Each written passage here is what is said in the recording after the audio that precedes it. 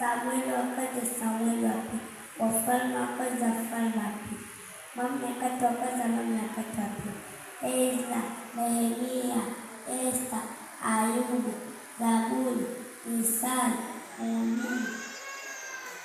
Mhubiri,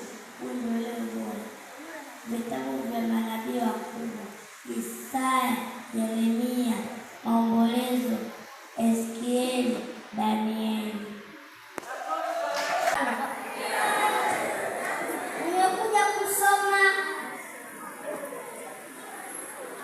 haya kwa moyo.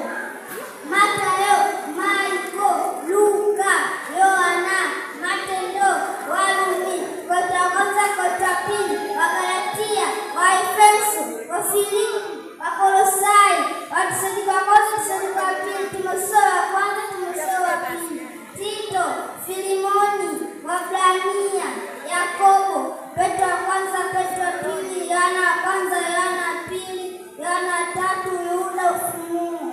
Bwana Yesu asifiwe. Amen. Nani alikuwa mtoto wa tatu kuzaliwa duniani?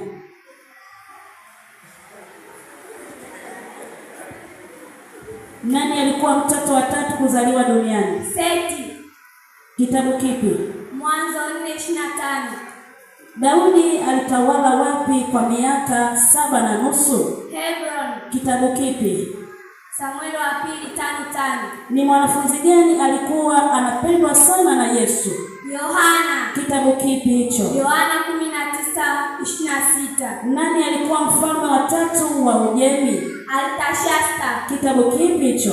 Ezra 7:1. Makofi kwake tafadhali. Mtoto anayefuata